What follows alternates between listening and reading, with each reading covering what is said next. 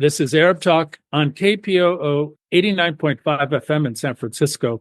This is Arab Talk with Jess and Jamal. I'm Jess Annam. And I'm Jamal Dajani. Jamal, we're getting close to the end of the election. We've been talking about the election between Donald Trump and Kamala Harris for many, many, many months, if not years now. The time is up. Elections are here. And by the time our show airs, we may or may not know who the winner is. The election is incredibly close. It's essentially even in the national polls, and among swing states, it could go either way. So we're on the precipice of a major development. We'll be speaking about that today on Arab Talk, Jamal, just looking at all of the different aspects of the presidential election, the changing tone, the mood, the changing analysis on how Kamala Harris has been viewing Gaza. Lots to talk about there. In addition, there's been an active debate in the United Nations, Jamal, because Israel continues its genocidal campaign in Gaza and actually into the West Bank in Jerusalem right now. There is widespread support for removing Israel from the United Nations. Of course, there's only one country that is arguing against that besides the Israelis, and that's the United States. But we'll ask the question, should the United States suspend Israel over its genocide? There's a recent report by one of our prior guests, Franchesca Alban, who issued yet another blistering analysis of the genocide in Gaza. And the last story we're going to cover today is, just the failure of the Israeli military to achieve its stated goals by Benjamin Netanyahu, as well as the Israeli Minister of Defense, Gallant. Even though Netanyahu is destroying Gaza and Lebanon, Jamal, there have been no military gains whatsoever. But before we get to all that, we're going to watch an interview that you did in a recent 972 article entitled Copy Paste the West Bank to Gaza. Hundreds join Gaza resettlement event. This is an interview you did with Israeli journalist Oren Ziv, and explains how the Israeli settlement movement is gaining plausibility. And the interesting thing, Jamal, that we're hearing every day now from the Israeli settlement movement, they're getting ready to resettle Gaza. This is an incredibly important interview. Well, it is very important because it was before presented as a rumors or something that is not very serious, but now you have involvement of government officials, right? And Oren Ziv, explains why that this is a possibility, because they are following, these settlers are very experienced in settling, of course, the West Bank, and they are following the same steps, and they're moving in that direction. So we'll see what's going to happen. But let's watch and listen to journalist Oren Ziv. Israel's military continues executing its grim general's plan in northern Gaza, whose stated purpose is to ethnically cleanse the more than 400,000 Palestinians still living there through a mix of starvation, massacres, and forced evacuation. It continues to destroy and burn schools and residences and kill civilians, whether they stay put or follow orders and flee.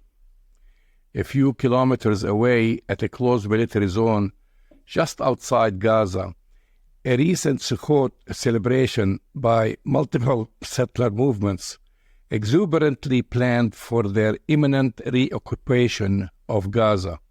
Maps on display designated prime locations for future developments when, as was reiterated, all the Arabs had been transferred. Wasting no time in taking advantage of the aftermath of October 7, settler organizations recognized an opportunity to immediately expel Palestinians from large swaths of West Bank villages, as well as to lay the groundwork for the more ambitious systematic displacement and reoccupation of Gaza.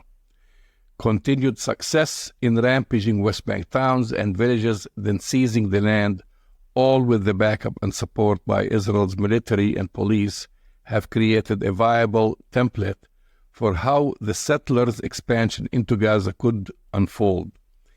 In his recent article in Plus 972, copy-paste the West Bank to Gaza. Hundreds join Gaza resettlement event. Oren Ziv explains how the Israeli resettlement movement is gaining plausibility. Oren Ziv is an Israeli news and photojournalist for Local Call, as well as Plus 972. He is also a founding member of the Active Stills Photography Collective.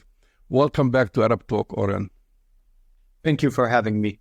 You've been following the Israeli settler movement for reoccupying Gaza, observing its amplification since October 7. You note that the most recent event during Sukkot marked a difference from the previous ones. Explain why. Yes, thank you again for having me. So, as you mentioned, from very nearby, after October 7, Israeli settlers, while the vast majority of the Israeli public was busy in other things, started with an organized plan first to displace Palestinian communities in Area C in the West Bank. More than 20 communities were pushed out by settler violence, of course, backed up by the Israeli police and army. And at the same time, they were organizing to settle in Gaza. Now they say a simple thing. They say that they want to use the experience they have of over more than 50 years settling in the West Bank to do the same thing in Gaza. And they say that also back then they had to use different tricks and things to go through, because at some, of course, through the years, the Israeli government, the army was supporting and enabling it, but in specific times, they had to, to fight or to overcome obstacles, even from the Israeli government. And what Daniela Weiss, one of the settlers' leaders, is saying that she hopes this time the government will allow them and help them. Now, I covered different events. They had a conference in January in Jerusalem with thousands of people, very big conference with ministers and parliament members and people dancing, which was even internally in Israel, very surprising seeing so many Israelis so happy and joyful, celebrating and dancing, because something you didn't see in the first months of the war. Later on, they had a big gathering and demonstration on Israeli Independence Day in Sderot, overlooking Gaza, and they also had smaller events of more the activist parts of youth and young people trying to break even into Gaza. But this event is significant for a few reasons. A, because of the participation of the Likud members. So we know Ben Gvir and Smotrich, they participated. In the past, this time there was a list of 9 Likud, the party of Benjamin Netanyahu, the prime minister, that were registered to arrive. In the end, only 4 or 5 came, not from the top list of the party, but still this is the ruling party in Israel, the biggest party, and it's very symbolic that they come and support. And it's actually, it can show us that who's ever leading the policy nowadays, at least ideologically, is Ben Gvir and Smotrich and the extreme right in Israel. And even the Likud, the kind of mainstream right-wing party, has to be dragged after them. And the fact that those parliament members have to show up there means they understand their public is going more and more to the right, and they see a competition from the extremists. Second of all, it was done in a closed military area, in an area that we as journalists find it hard to enter. Of course, even families of hostages held in Gaza that wanted to make a much smaller and symbolic protest a few weeks ago were blocked from arriving there. And it's very clear, and Ben Gvir said it on stage, that he thanks the army and the police, and it's very clear that the police and the army are aligned with that. And I'm not even talking about politics, it's just pure security. This is a ongoing war zone. You have rockets falling there from time to time. You have military movement there. Civilians are not allowed to enter, and they were permitted access there because of the backup they have from the political system. And maybe the third and the most important reason this event was significant is because of the plan. Then talking, it was, you could see Gaza, you could see the smoke rising up from central Gaza, and you could hear the settlers laying out their program of settling. Daniela Weiss, again, the head of Nahala organization, a settler organization that was focused in the West Bank and now is focused also in settling in Gaza, said, we want to settle in all Gaza. and the Palestinians, she calls them Arabs, she doesn't use the word Palestinians, she said the Arabs will disappear. She is not diplomatic, she doesn't hide her opinions, she likes to speak to the media, and she said it very clear. The Palestinians in Gaza lost the right to live there after October 7. So I think both her and Ben Gvir and other figures, they see October 7 as an opportunity. They see it as a disaster to what happened to the Israeli communities along the border, but they also see it as a miracle and an opportunity to fulfill all the messianic dreams they have. And while Ben Gvir, maybe has some legal advisory, he talked on stage that he's in favor of settling in Gaza, but the Palestinians will leave willfully. That they're talking about it for years to encourage, quote unquote, the Palestinians to leave, to immigrate to better places, to pay them money and so on. But other members made it very clear that this will be done hand in hand with the army. The army will clear the areas, as we're seeing now in northern Gaza, and the settlers will enter. And different settlers I spoke to said, yes, in the beginning, we will occupy and settle in northern Gaza near the sea, in areas that it's easier, that the Israeli army already cleared and ethnically cleansed. And later, we hope also to settle in Gaza City and in other places.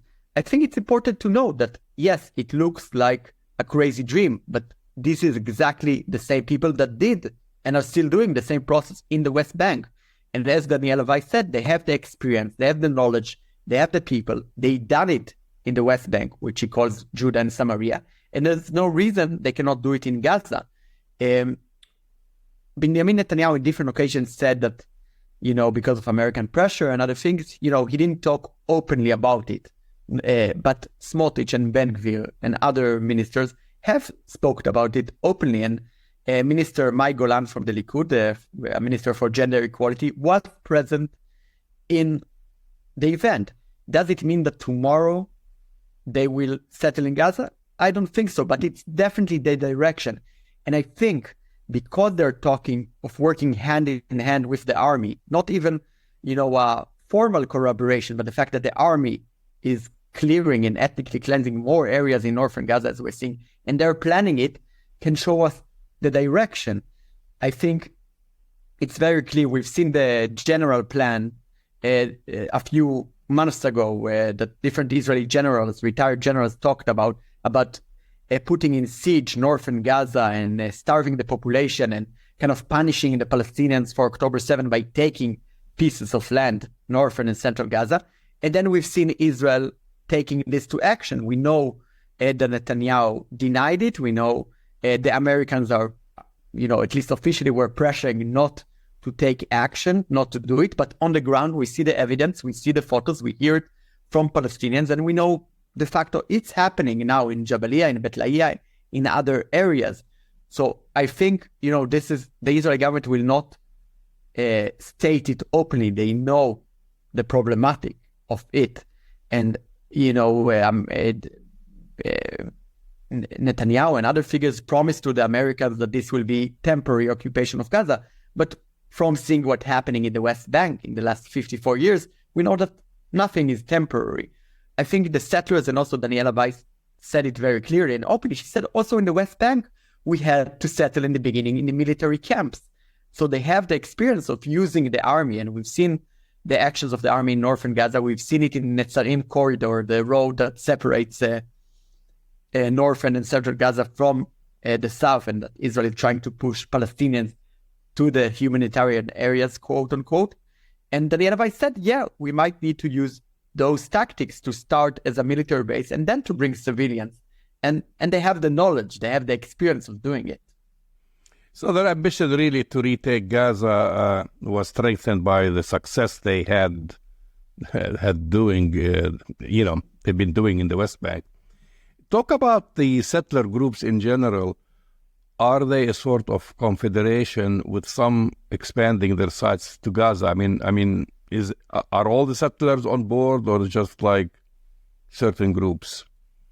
Yeah, so, in the West Bank, there's hundreds of thousands of settlers. Some move there for economical reasons or for housing reasons. We're talking the ones who are planning to move to Gaza and organizing is, according the organizers, 700 families, a few thousands of people that are organized in 6 groups to start 6 settlements. And they have the plans, they have the maps. And it's the extreme of the extreme settlers. It's the ones who established Eviatar settlements on the lands of Beta near Nablus during May 20. So again, they really know how to use opportunities.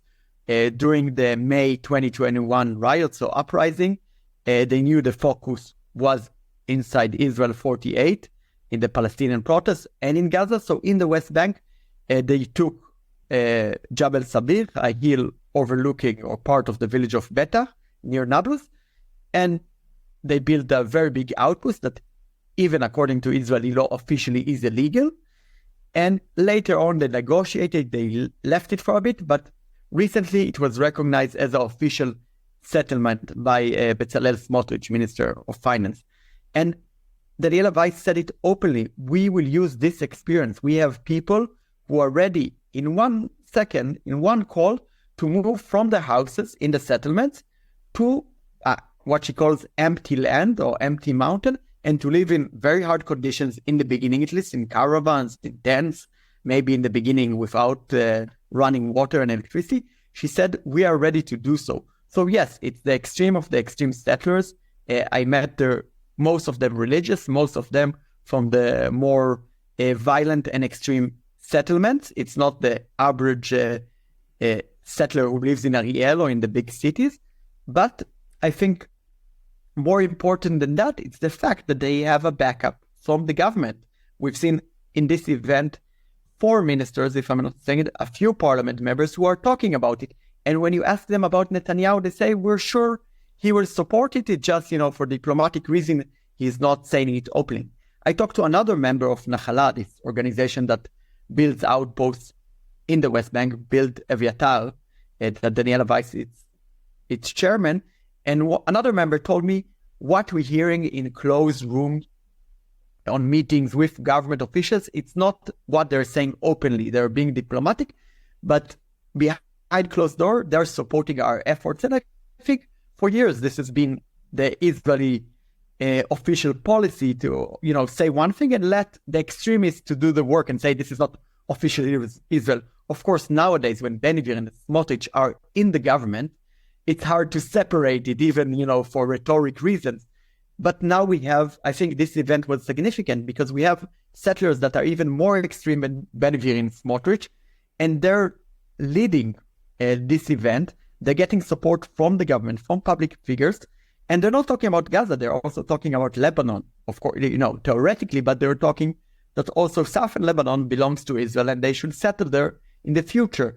Their logic is that the settlement is kind of like, it will be the punishment, the price that Palestinians and Lebanese in their mind will pay for attacking Israel. And what they say, of course, I don't agree with it, they say only by that they will understand not to deal with Israel. Of course, this is kind of the public discourse or, explanation. But of course, and they're saying it also, maybe I asked one settler from Yitzhar, is from an extreme settlement of Yitzhar, asking what about Biden and the pressure about Netanyahu. He said, if Netanyahu sees that vast majority or big part of the Israeli public supports it, he will have to say to Biden, I don't have any choice. And he gave an example, the entering and the occupation of Rafah, that also there was a big, or at least officially the US was against it, and diplomatically and internationally there was a lot of pressure on Israel not to do it. And Netanyahu did it, and nothing happened to him diplomatically. So they think that Netanyahu can use, they know, as they did in the West Bank, they use the security excuse to settle, to keep land, to keep the borders. But then, of course, it's also a religious or ideological explanation that all the lands belong to us and we should be there. And of course, you cannot separate the settling from pushing the Palestinians out, as we've seen in Area C before the war, but more intensively after the war. It's not only about building the outposts and the settlements, it's also to make sure Palestinians will not be there. Daniela Weiss again said it very openly. She said in Gaza, we have a problem because there's a physical border, there's a fence. We cannot just go there in the West Bank. For sure, with the state of the Israeli government and the army, they can just go to any hill, to any community, settle there and push them away. And, following the West Bank cases, I've seen that many times they build an outpost, they kick the Palestinian community away, and then they even dismantle the outpost and move it somewhere else, because it's not just settling in one place. It has a purpose to push Palestinians. And when it succeeds, they move to a new target. It's not necessarily staying on this specific hill. Concluding that, I think there's still time. I don't think that tomorrow we will see thousands of settlers settling in Gaza. But for them, the fact that Israel is pushing Palestinians out of northern Gaza, that you have the Netzarim corridor that is a concrete road. And in the settler groups I see every day, they're publishing, yes, this Netzarim path or corridor that separates northern and southern Gaza. Now it's a paved road. Now they put electricity poles. Now they put a checkpoint. Now they put a caravan. They see that not just as pure military activity, they see it as a sign that Israel will stay permanently in Gaza. So you've mentioned Daniela Weiss several times, and she has been orchestrating settlements for decades through the West Bank.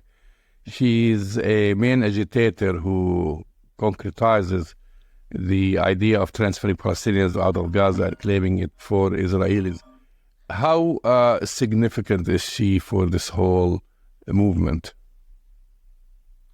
For the movement, she's very significant. Daniela Weiss led different campaigns in Eviatar, in Homesh, which is between Nablus and Jenin, and was a settlement that was evicted in the disengagement in 2005 while Israel withdrew from Gaza. They also evicted a few settlements between Nablus and Jenin, and she led the campaign to go back there.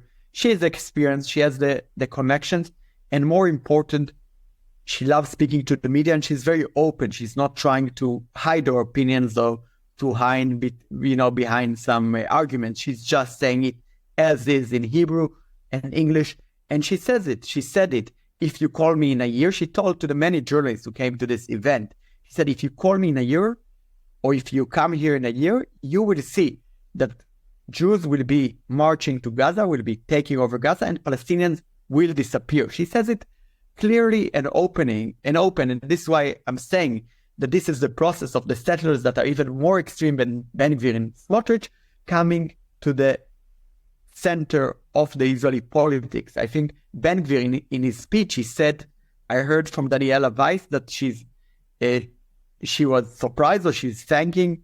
He said, it's for the first time I'm hearing from Daniela Weiss that the army and the police were assisting her. Because for the years, although settling is Israeli official policy for decades, for the years you had some tensions between the kind of mainstream and official government to the extreme settlers.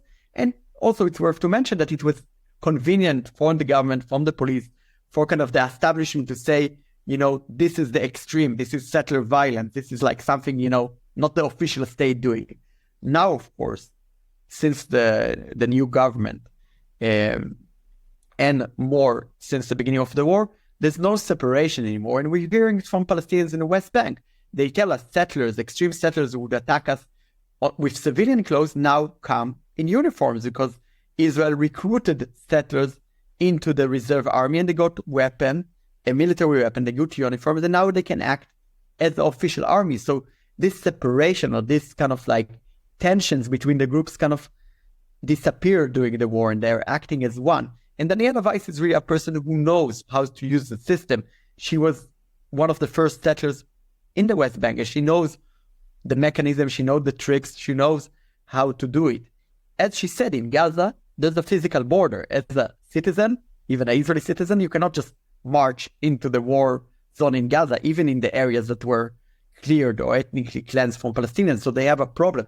I'm sure if they could, they would just drive there and put caravans as they do in the West Bank. I think this event kind of symbolizes that at least big parts of the Israeli government is supporting this plan, because they came there and said it openly. Here's a quote from her: the Arabs will move, Israel should not give them anything, so they will have to move. The world will accept it. I mean, that's her reasoning. This sounds very similar to General Ilan's strategy for the north of Gaza right now, although perhaps not officially. Do you think there is a strategic coordination between the leaders of the settler movements and the military, and it looks like they have similar objectives. So, of course, the Israeli government and the military is denying it, but seeing what's happening in northern Gaza now, it's hard not to see the connection that Israel is doing in northern Gaza, exactly the thing, sieging the people, blocking even the little humanitarian aid that came there, forcing them to leave and destroying what was not destroyed in the last 13 months. I think, they won't admit it publicly, but seeing the facts on the ground, it's hard not to think about. What settlers I spoke to and asked to about, not necessarily Vice, but other settlers told me, we take the general's plan one step further. They want to siege the area and clear it. We want to settle there to make sure nobody comes back.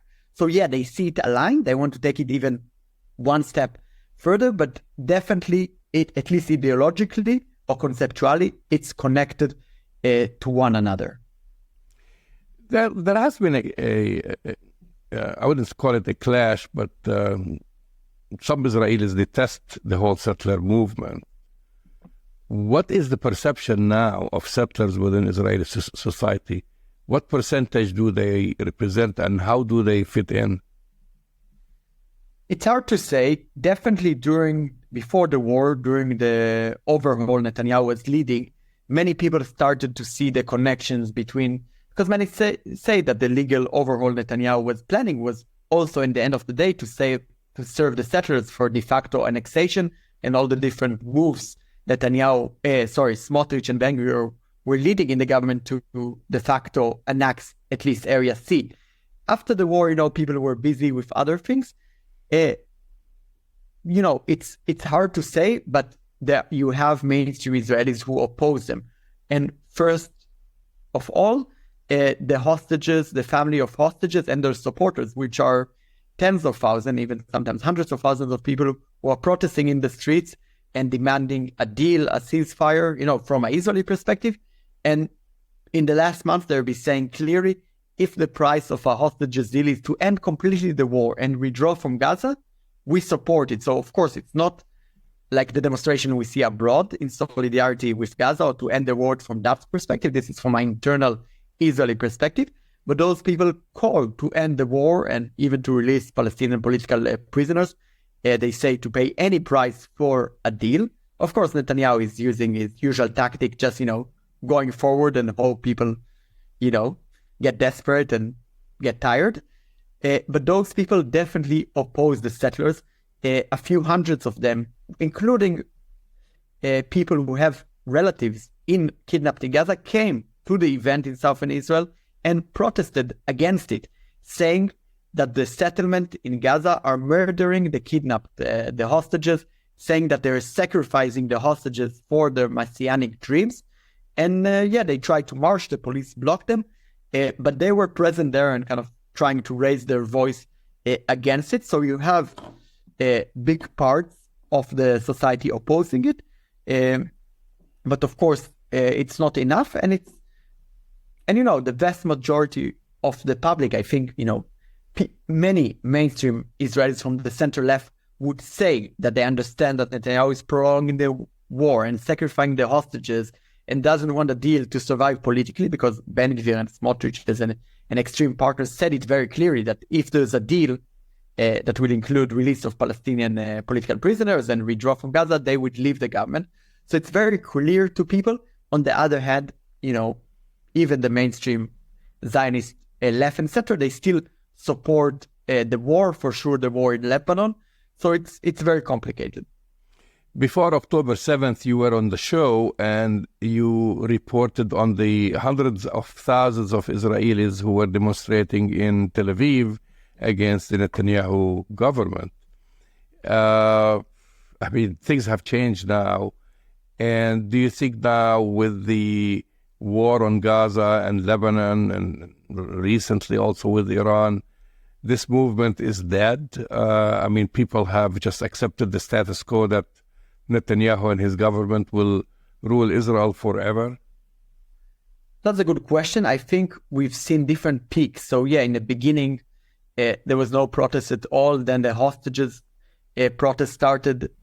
which the pressure from them led to the first deal in November. And later on, as the war went on, and became more clear to more and more mainstream Israelis that Netanyahu just doesn't want the deal. And even internally, I'm not talking about the Palestinian life or situation, even internally, he doesn't care about his own hostages, a thing that was considered an Israeli and Jewish value. We know that for kidnapped soldier Gilad Shalit in 2011, Israel released 1,000 Palestinian prisoners, and this was kind of a Israeli ethos. And, you know, for many mainstream Israelis, and even, I think, for many mainstream Israelis, losing this ethos really changes, you know, the fact, you know, we know what the state is doing to Palestinians for decades, but the fact that it's also neglecting its own citizens also kind of like changed the mind of many mainstream Israelis. So we've seen protests, especially 2 months ago after 6 hostages were murdered reportedly inside the tunnels in Gaza. And the interesting thing that, you know, they were executed by Hamas, by the people who kidnapped them. But in the protest in Israel, people were blaming the government. People were calling Netanyahu a murderer.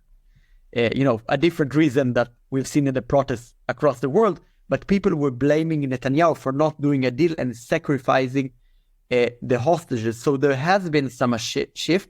I think Netanyahu is using the different assassinations of Sinwar, of Nasrallah, the attacks in Lebanon, in Iran, in Iraq, to kind of shift the public attention and to show some, you know, achievements, quote unquote, to kind of, you know, to make it less clear that, you know, even if you look on the Israeli official goals to the war, which was bringing back the hostages, eliminating or collapsing Hamas in Gaza, and later on they added bringing back the residents of the north to their houses, Israel is not achieving in more than a year none of these goals. And I think this is why they're going to the assassination. This is why they're expanding the fronts.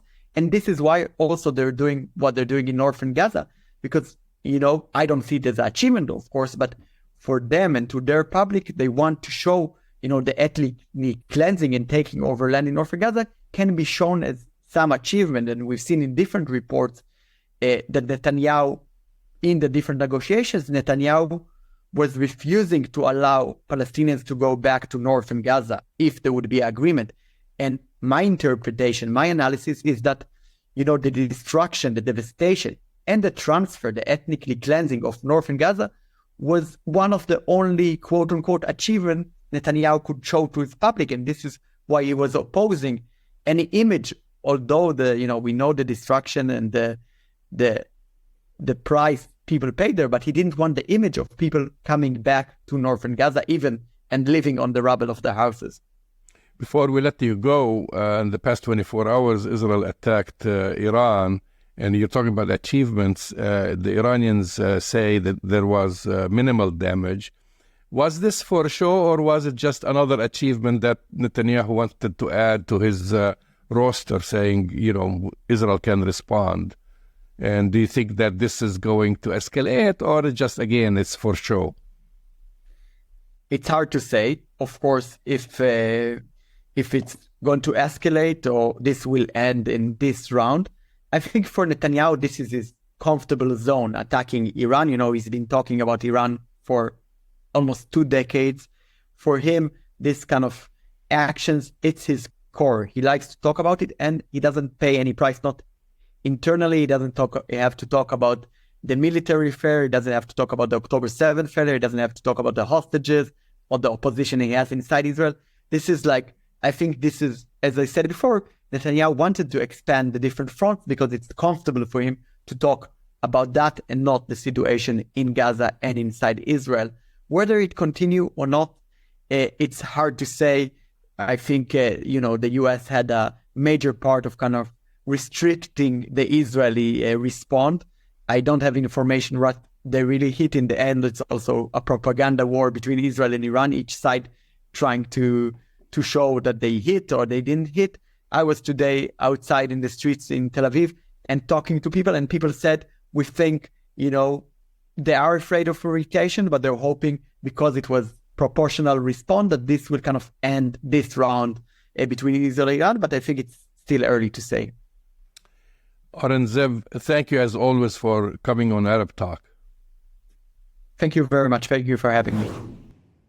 That's the voice in the face of Israeli journalist Oren Ziv speaking about the coming out, if you will, and the flourishing and the acceptance within Israeli mainstream society, frankly, Jamal, of the settler movement, which is illegal, but is advocating for the resettlement of the Gaza Strip. And while Palestinians are being exterminated in Gaza, you have Israelis who are saying they are ready to resettle the Gaza Strip. We also have, by the way, just to kind of put this in further context, that President Trump's son-in-law, Jared Kushner, has also talked about developing the Gaza Strip as a resort town. So it's really, I mean, to think about what Oren Ziv has said and what is being documented by these settlers, now part of the mainstream discourse and narrative within Israeli society of resettling the Gaza Strip.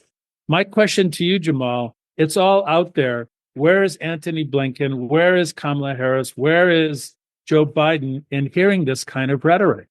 Listen, the question should be, has the bombs stopped to drop on civilians, on children and women in Gaza? And the answer is no.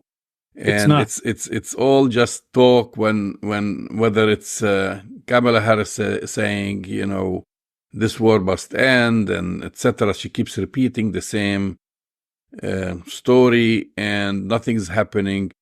Israel has received more than any country in the world, more aid than any country in the entire world this past couple of months, even more than Ukraine over a shorter period of time, and more weapons and so forth. And they just keep killing more civilians. And we'll talk about that. They've killed over 150 civilians just yesterday in Gaza alone, and then of course they're killing more civilians in Lebanon. And if you look at what's happening, is that they're excelling at killing and finding different ways to kill civilians and children, when in fact they're facing resistance. They haven't silenced Hezbollah from resisting in Gaza. They haven't stopped the barrages of rockets from being launched from Lebanon, and nothing has happened as far as declaring a major victory. Right. And what they want is for Hezbollah to surrender and for Hamas to surrender. And now especially for Gaza, we've passed the year, and the killing machine hasn't stopped. That's right, Jamal. The killing machine hasn't stopped. I just want to remind our viewers and listeners, you know, a few weeks ago, Antony Blinken and Joe Biden said, we're going to put pressure on the Israelis, and we're forcing them to have 30 days to put more food, to allow more food and medicine to come into Gaza. And a report came out 2 days ago. And by the way, what I'm going to say is going to sound very disturbing, but I'm going to say it anyways. This was a line in the New York Times basically saying, and I quote, Israel failing to live up to U.S. demands to allow more aid in. Failing, well, you know what the quote should be, Jamal? United States and Israel are starving Palestinian children to death because this, again, we've been saying this, the hand-wringing, oh, we're so concerned about Palestinians, we're going to force the Israelis to either stop the bombings, do a ceasefire, the minimum to allow more food in. And after 2.5 weeks, Jamal, there's been no increase whatsoever in the amount of aid getting into Gaza. In fact, UN, humanitarian organizations, and NGOs continue to scream to the world, as if anybody is listening, that the situation in terms of food supplies is beyond catastrophic, that everybody essentially in Gaza is starving to death. So we see these fake comments coming from the Biden administration. And this might be a segue, Jamal.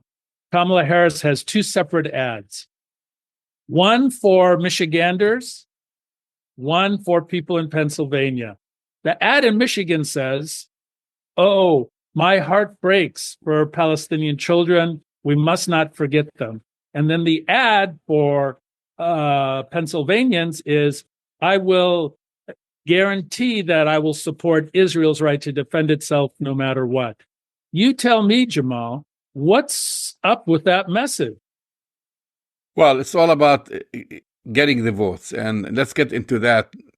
As of today, just more than 73 million Americans have already cast ballots. So we're talking about, well, maybe now less than half in the next couple of days who will cast. So they're really trying to reach out for, this is their last shot at reaching out to those who are either uncommitted or try to flip Republicans to vote for Harris and vice versa. You've mentioned two states that are very, very, very important. And actually, Pennsylvania, I used to say Michigan is very important, but it seems that Pennsylvania is the state that will win it or lose it for either candidate. Right. And that's why they're going back and forth. And Harris in Pennsylvania, obviously, is addressing the Jewish voters. And then she goes to Michigan and she addresses the Arab American voters and Muslim American voters. And that's the game that she is playing. And listen, I haven't seen in the past former President Trump going to Michigan and meeting with Arab Americans and Muslim Americans. And this time he went there and met with them and got endorsement by them. So Arab Americans are, which is kind of unusual, but not this time around, are endorsing him. And of course, we know that many of them will be voting for Jill Stein or third-party candidates. So it is a little bit confusing, but the so-called blue wall states, which typically tilt Democrat and are considered swing states for this year, Trump is slightly ahead at 47.9% to Harris's 47.6%. In Pennsylvania, for example, while according to the latest poll, Harris is 1% ahead of Trump in Michigan and Wisconsin. Well, here's an interesting little piece of information, Jamal. When Donald Trump won the election in 2016, and we were leading up to the polls, he wasn't doing this well at that time. I just want to remind our listeners and viewers that the last time Donald Trump won an election, when they were doing the polling, same polling that we're doing now, he was behind in all the polls. So actually, if you compare this to 2016, you compare it to 2020, he's actually doing better in the polls than he's ever done before. And I think that's a very sobering analysis, Jamal, that he's doing better now than he's ever done. What does that tell us about the election that is coming up in a few days? Well, you tell me. You've always predicted that Trump will win, and you were right. You weren't right when though Biden won. That's true. And you said that Trump will be nominated, and you were right about that. He will try to make a comeback, and he's making his comeback. So what is your prediction? Because this is the last time you're going to predict this race, Jess. Yeah, my prediction is that Donald Trump will be our next president of the United States. That's my prediction. I mean, I'm looking at the polls. I'm looking at the breakdown of the polls by county, by city sometimes. I'm looking at the relative differences. I'm even looking at pollsters who are traditionally very supportive of Kamala Harris and the Democrats, who are really very anxious right now when they do the deep dive in the polls. And there is this kind of anxiety and fretting going on among pollsters who typically support the Democrats, saying it's not looking good for Kamala Harris. And frankly, Kamala Harris, people have some real deep concerns about her, as they do about Donald Trump. She hasn't closed the gap. You find a dramatic difference in just gender. I mean, the majority of men who are going to be voting come this Tuesday don't believe and don't support Kamala Harris or the Democrats. You also have Latino voters. You also have other marginalized communities who don't feel like they want to support Kamala Harris. Interestingly, the amount of African American men who are supporting Kamala Harris has decreased compared to the last election when Joe Biden was running. So even though Kamala Harris, as an African American woman, has been trying to get out the vote, African American men are not on board with her in comparison.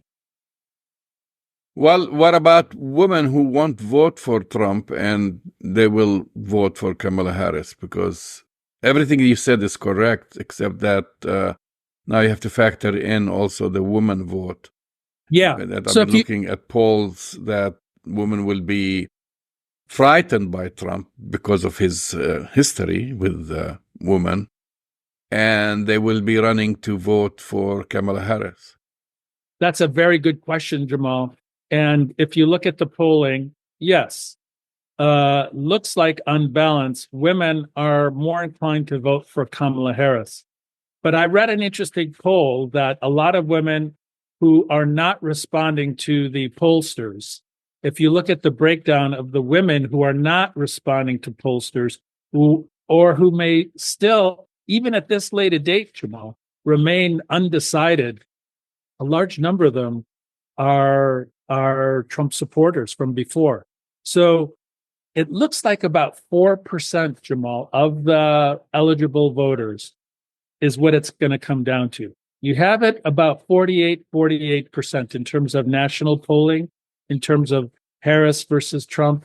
It looks like 4% of the voters who remain undecided up until now are going to be the final deciders. And it's going to come down to those swing states. It's going to come down to North Carolina. It's going to come down to Pennsylvania. It's going to come down to Michigan. And you look at the New York Times polling from this last poll that they showed this week, Trump is further ahead now than he has been at any other time. So pretty even, Jamal. But the way I look at it, looks like Donald Trump is going to be our next president. Well, the polls are usually, they have a margin of error of 3%, and most of these polls don't even reach the 3%. So the difference is usually 1.5 percentage points. So I'm not as confident as you are in declaring a winner and saying that Donald Trump is going to win. And I'm not also confident that Kamala Harris is going to win. So it's really a toss-up that it's like a 50-50% chance. I'll be shocked to see like a big margin in the elections. It could happen because just with few votes, you could flip certain states. Like if all these states line up behind one candidate, like Pennsylvania, Michigan, as you've mentioned, and Nevada, for example, and others, then, one candidate will win by 320, let's say, electoral votes, something like that. But if they don't, it's going to be very close.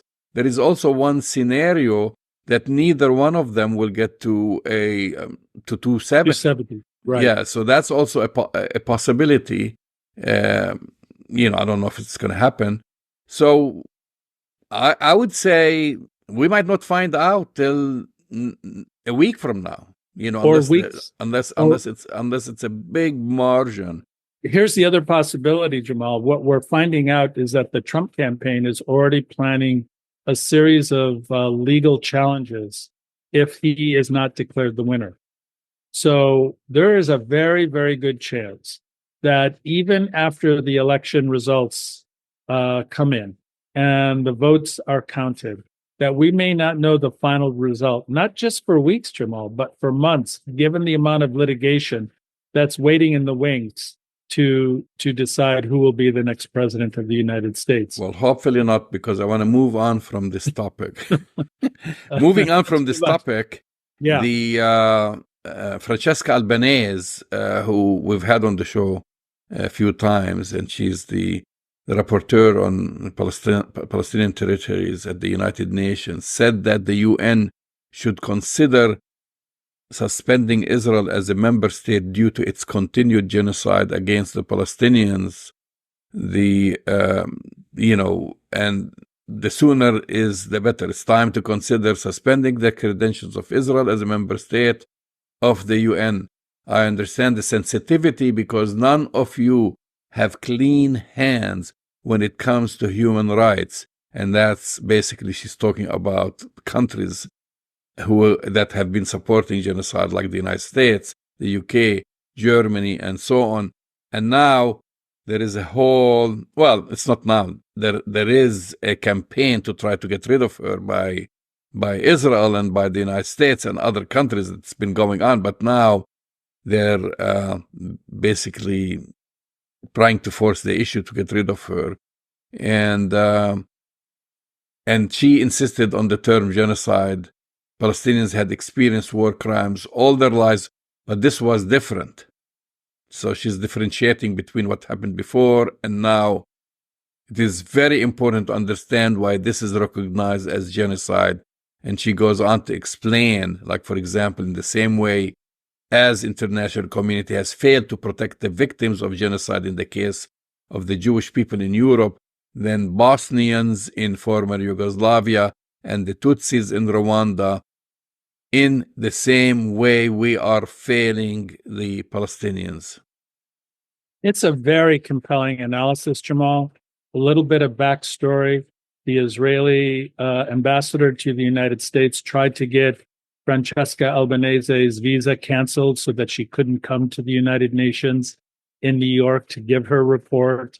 They tried everything to get her to stop.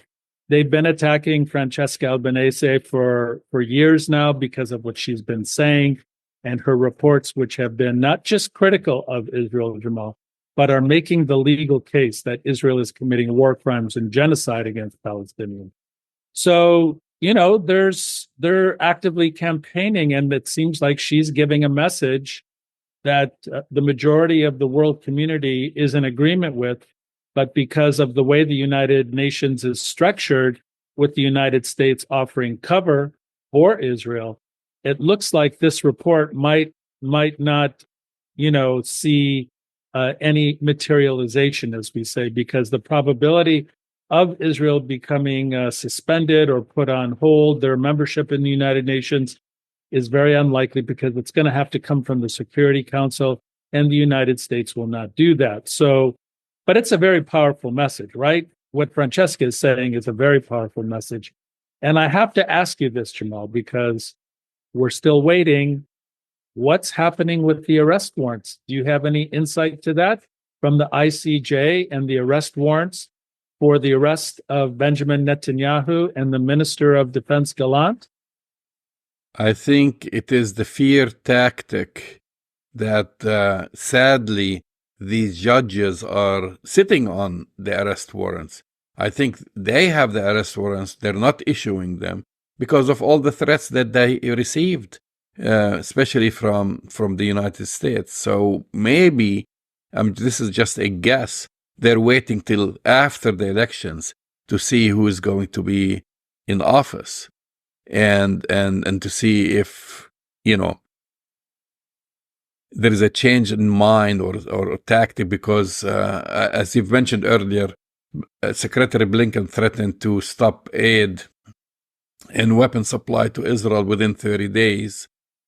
And then they kick the can further down the road, and they don't implement on their threats. And I think I'm seeing the same thing happening with the ICC. They have these arrest warrants. They're hoping for some miracle to happen. Maybe Benjamin Netanyahu get kicked out of his leadership, from in Israel, or there'll be a position taken by the U.S. government against him, that they will then muster the courage to issue these arrest warrants. Yeah, but we know, Jamal, that's not going to happen. Whatever fantasies that the ICJ, the ICC, the world community, people have all this speculation that maybe it's going to change, maybe after the elections.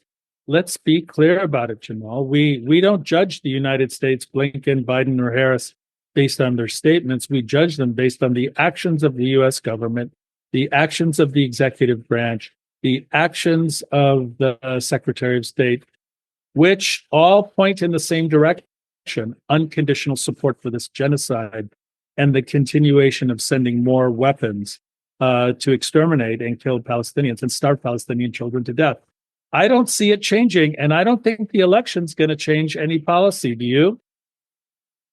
Maybe. I'm not sure, to tell you the truth. But lastly, we started speaking about Benjamin Netanyahu not achieving any of his goals, except His for the objectives, destruction. military objectives, right? Yeah, except for the destruction of Gaza and Lebanon.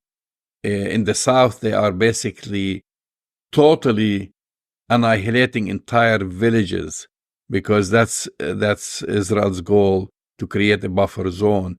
Right. Yet they keep coming back with their soldiers in body bags and their Merkava tanks getting destroyed by Hezbollah.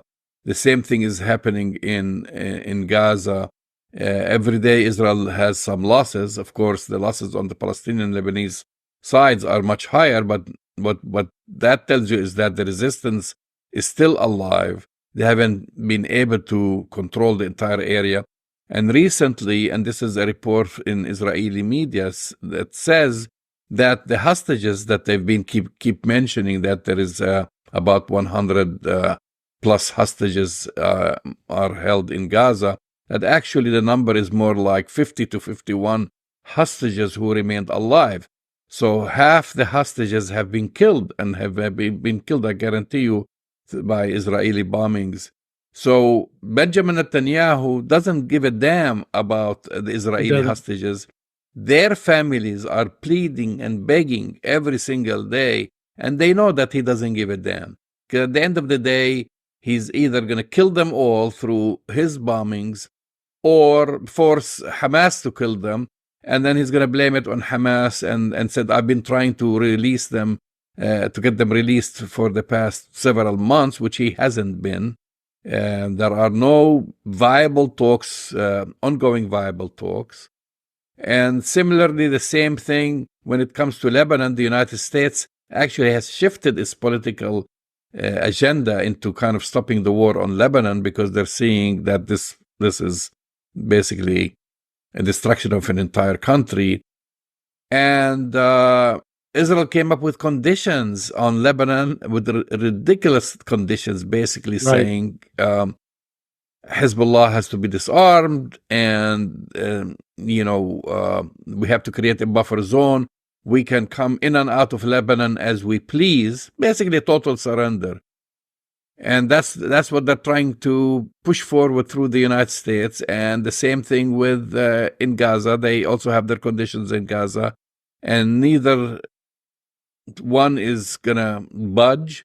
And we're just going to see more civilians, because Israel, as I said, is a killing machine, and they excel at killing civilians. When they can't confront the resistance, they go after civilian targets and play this game with the help of the United States, Germany, and other countries, by saying that the resistance fighters hide among civilians. And then when Hezbollah responds, and they try to target military targets in Israel, and knowingly that the Ministry of Defense is right in the heart of Tel Aviv, which also can be interpreted as the Israeli government is hiding behind civilians.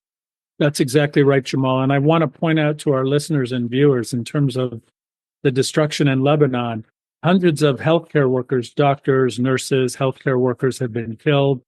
There are some estimates that about 100 healthcare facilities in and around Beirut and in the south of Lebanon have been destroyed in a typical pattern that is a gross violation of international law. Israel continues to target healthcare facilities. The healthcare system in Gaza is absolutely destroyed, but now they're going after the healthcare system in Beirut. And again, Jamal, we have to keep this in mind as we're approaching our election. This is getting the full blessing of the United States. There's no change in sight. You've been listening to Arab Talk on KPOO San Francisco, 89.5 FM. Go to our website, arabtalkradio.com, to download the latest shows, and we'll talk to you next week. See you next week.